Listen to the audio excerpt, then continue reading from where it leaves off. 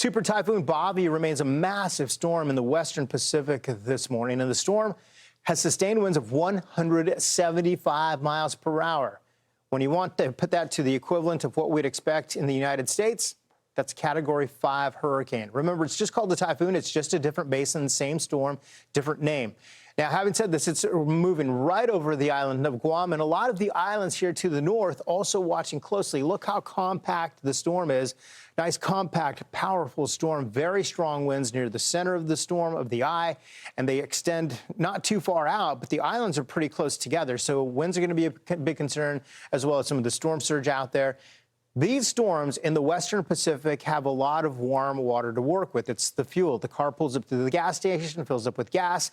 These storms are tapping into that temperature that's 80 degrees or better in the warmer waters, and that's fueling these storms. Right now, when you look at the track of this, it continues to move off to the north and northeast, and look just how perfect the eye is, if you will. Some of the islands that have been getting in on the action, and some of the, right now, the strongest winds right near the center of the storm are really feeling it.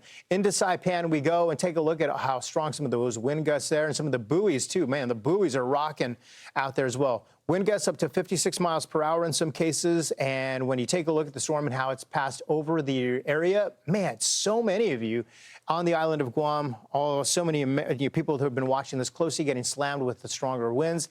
As it moves through, the winds switch direction, as you know. First, they're coming in from the north and northeast, and they switch directions.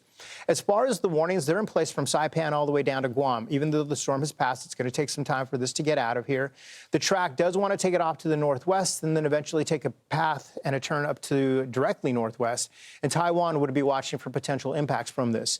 Having said that, you look at the cone here, and remember, the cone is where the center of the storm may go. It can go anywhere within that area. So watching closely for the next 24 to 48 hours. There's what the future shows going closer to Taiwan by the time we get into Thursday afternoon, with impacts there from the rain, swelling of the waters, as well as the gusty winds extending all the way to China.